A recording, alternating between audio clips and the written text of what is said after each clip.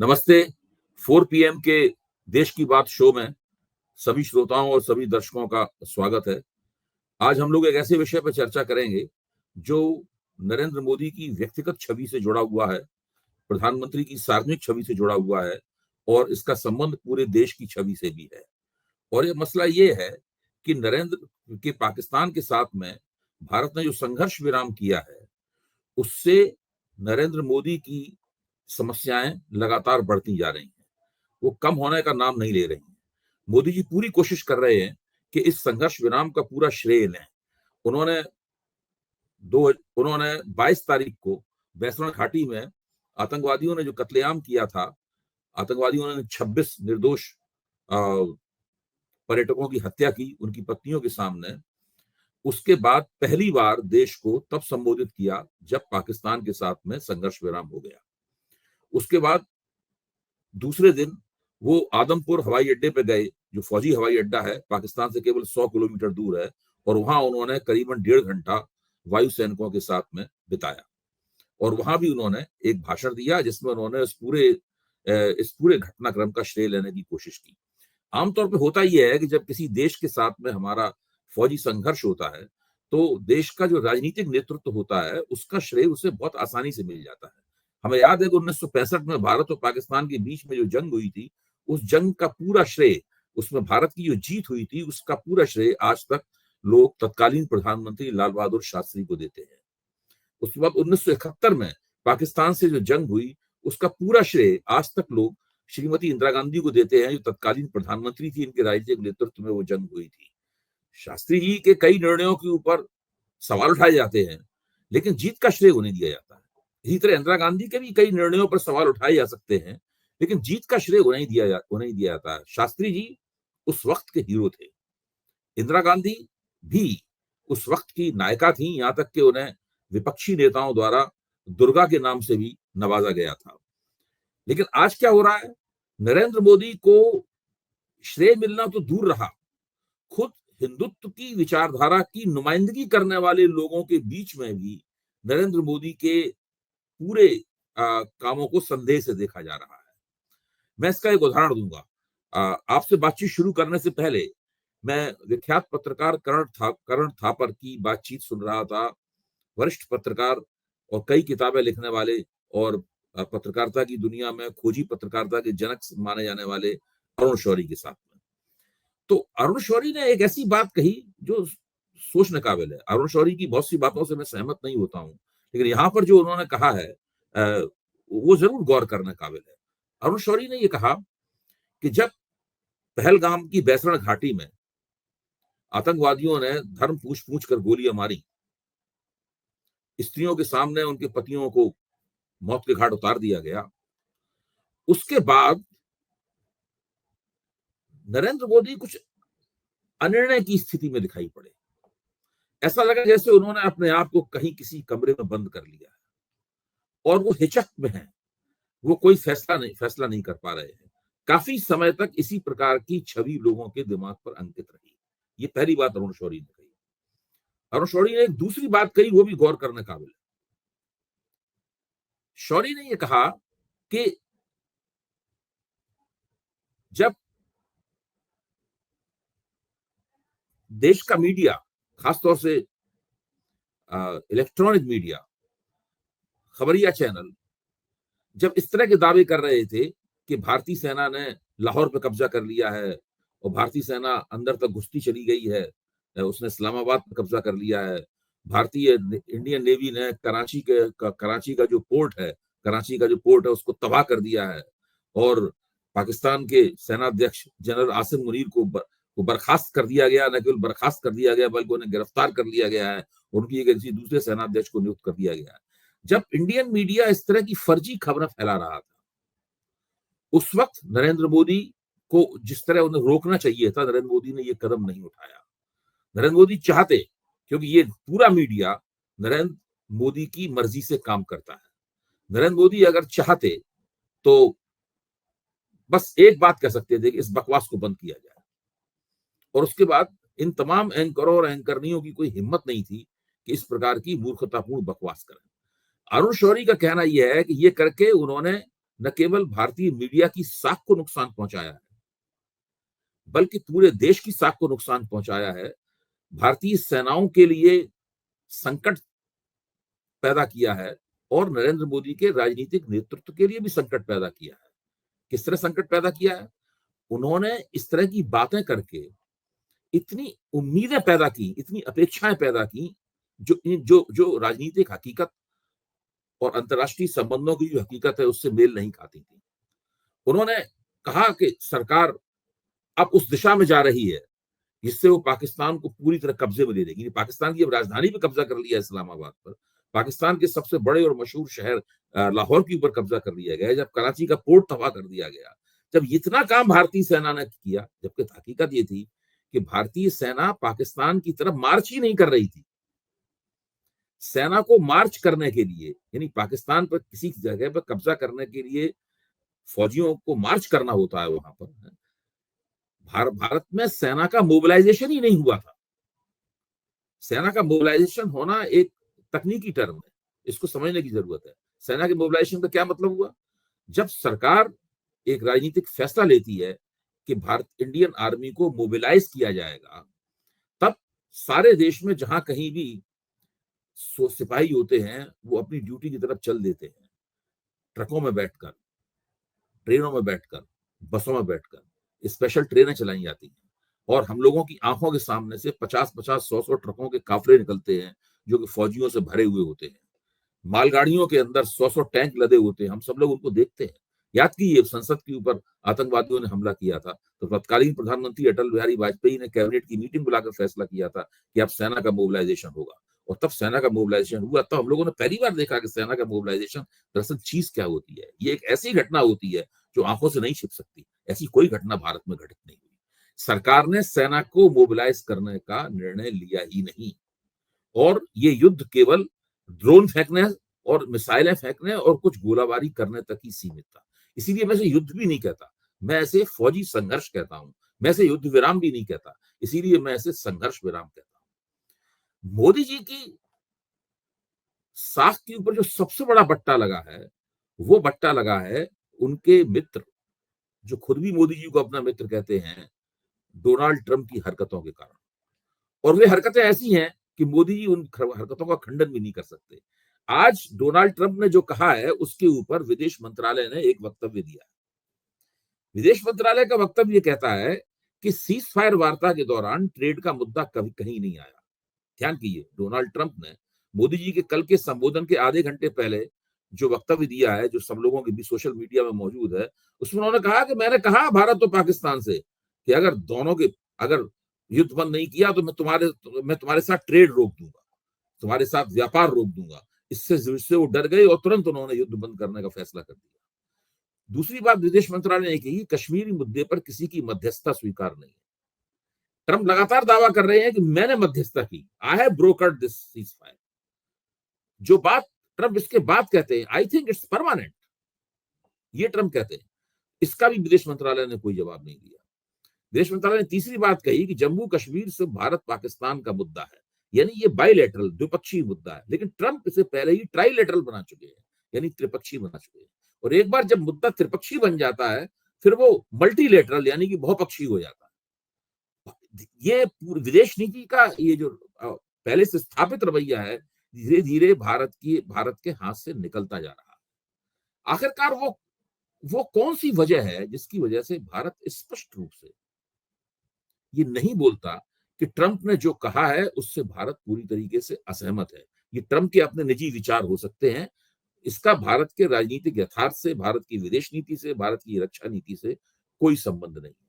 आखिरकार वो कौन सी झिझक है जिसकी वजह से ट्रंप की बातों का भारत में खंडन नहीं किया जाता? ट्रंप कोई साधारण व्यक्ति नहीं है, यूनाइटेड स्टेट्स ऑफ अमेरिका के राष्ट्रपति है। जब वो इन बातों को कहते हैं तो बाकी दुनिया उनकी बातों पर यकीन करेगी, भारत के विदेश मंत्रालय के प्रवक्ता की बात पर यकीन नहीं करेगी।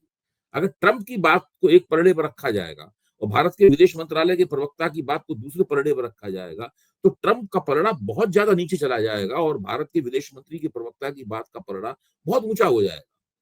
ट्रंप की बात का तभी बाकायदा खंडन हो सकता था, प्रभावी खंडन हो सकता था, जब भारत के प्रधानमंत्री कहते अपने कल के वक्तव्य में या आज के आदमपुर हवाई अड्डे पर दिए गए वक्तव्य में ये कहते कि ट्रंप ने जो कहा, ट्रंप हमारे दोस्त जरूर हैं, लेकिन हम उनकी इस बातों से सहमत नहीं है। हमें ट्रंप के हस्तक्षेप की आवश्यकता नहीं है, हमें ट्रंप की मध्यस्थता की आवश्यकता नहीं है। भारत सक्षम है कि वो कश्मीर के मुद्दे को अपने तरीके से निपटा लेगा। हमारी संसद एक सर्वसम्मति से प्रस्ताव पास कर चुकी है कि पाक अधिकृत कश्मीर हमारा है और हम उसे पाकिस्तान से हस्तगत करके रहेंगे। ये सारी बातें स्पष्ट रूप से मोदी जी को करनी चाहिए थी। अगर मोदी जी इन सब बातों को कर देते तो मोदी जी ने इस पूरे प्रकरण में जो भी कमियां कही हैं वो सारी उनकी कमियां धुल जाती और वास्तव में तब नरेंद्र मोदी को श्रेय लेने का मौका मिलता। देखिए अब स्थिति क्या है कि पहले सत्ता पक्ष और विपक्ष के बीच में रक्षा सेनाएं खड़ी हुई थी। पूरा विपक्ष रक्षा सेनाओं के साथ था और सरकार ने ये जो एक राजनीतिक निर्णय लिया था कि बैसरण की घटना का बदला लिया जाएगा, आतंकवादी ठिकानों को निशाना बनाया जाएगा, सरकार इसके भी पक्ष में था विपक्ष। लेकिन अब रक्षा सेनाएं हट चुकी हैं, संघर्ष विराम हो चुका है। अब जवाब तलबी का समय है और बाकायदा राजनीतिक बयानबाजी का विपक्ष की तरफ से भी समय है और विपक्ष ने बातें पूछनी शुरू कर दी है। विपक्ष ने यह कहा है कि आप संसद का विशेष सत्र बुलाइए और संसद के विशेष सत्र में आप खड़े होकर कहिए कि हमने ये सब किया है और इसमें हमें अमेरिका के हस्तक्षेप की आवश्यकता नहीं है, हम सब लोग आपका समर्थन करेंगे। अभी तक सरकार की तरफ से उसका कोई जवाब नहीं आया कि सरकार संसद का इस सवाल में विशेष सत्र बुलाने के लिए तैयार है या नहीं। ये एक ऐसा सवाल है जो मोदी के सामने एक चुनौती फेंकता है और वो चुनौती यह है कि मोदी ट्रंप की बातों का खंडन क्यों नहीं करते हैं। आखिरकार वो कौन सी मजबूरी है जिससे मोदी इस तरह की छवि प्रोजेक्ट कर रहे हैं कि जैसे वो अमेरिका परस्त हों और भारत एक अमेरिका का पिट्ठू देश हो। ये छवि लगातार बनती जा रही है। तीसरा एक और पहलू है जो मोदी की मुश्किलें बढ़ा रहा है, जो पहली बार हो रहा है, ऐसा पहले कभी नहीं हुआ था। आमतौर पे जो हिंदुत्व की विचारधारा के उग्र दायरे हैं, जिनको आप अल्ट्रा नेशनलिस्ट या उग्र राष्ट्रवादी कह सकते हैं, वो लोग हर काम पर मोदी जी की सरकार का समर्थन करते थे, गलत हो या सही हो, हर चीज पर समर्थन करते थे। और जो मोदी जी के आलोचक हैं उनको टुकड़े टुकड़े गैंग कहा जाता था, गद्दार कहा जाता था, हिंदू विरोधी कहा जाता था, ये सारी बातें उनके बारे में कही जाती थी। आज इस संघर्ष विराम के बाद में ये उग्र राष्ट्रवादी खुलकर सरकार के खिलाफ बोल रहे हैं। मोदी जी के खिलाफ ऐसी बातें बोलते हुए मैंने उनको पहले कभी नहीं सुना। तो हिंदुत्व का वो दायरा जो खुद इस पिछले 10 साल से भाजपा को जो बहुमत चल रहा है, इस दौरान जो स्थापित किया गया है और प्रोत्साहित किया गया है, बाकायदा नियोजित तरीके से, प्लान तरीके से इस दायरे का निर्माण किया गया है, हिंदुत्व का ये दायरा भी मोदी जी को बहुत मुश्किल में डाल रहा है। तो देखिए दो बातें हैं, दो बातों को समझने की बात है। पहली बात तो यह है कि इससे पहले कि पाकिस्तान का कोई अधिकारी संघर्ष विराम की घोषणा करता, इससे पहले कि भारत का कोई अधिकारी संघर्ष विराम की घोषणा करता, उसके करीब 1.5 घंटे पहले डोनाल्ड ट्रंप ने संघर्ष विराम की घोषणा कर दी। ये बात इस देश में गांव से लेकर शहर तक हर व्यक्ति के दिमाग में है और उसके दिमाग में सवाल उठता है कि ये कैसे हुआ।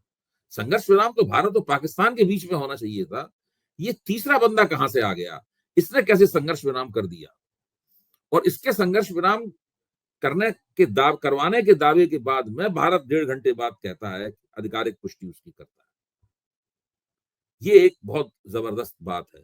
दूसरी बात, ये जो बात है कि हमने कहा तिजारत बंद कर देंगे, व्यापार बंद कर देंगे, इसलिए ये लोग घबरा गए और इन्होंने, इससे लोगों को लगता है क्या हमारी जो स्वायत्तता है, हमारी जो प्रभुसत्ता है भारत की, वो क्या व्यापार की वेदी पे कुर्बान कर दी गई। क्या अमेरिका से जो हम तिजारत करते हैं, क्या केवल वही जरूरी है या और कुछ भी भारत को एक राष्ट्र बने रहने के लिए, गरिमा संपन्न राष्ट्र बने रहने के लिए और कुछ भी जरूरी है। अब आप देखिए, अमेरिका के जो विदेश मंत्री हैं मार्को रूबियो, उन्होंने अपने वक्तव्य में क्या कहा था, आप सुनिए। I am pleased to announce the government of India and Pakistan have agreed to an immediate ceasefire and to start talks on a broad set of issues at a neutral side।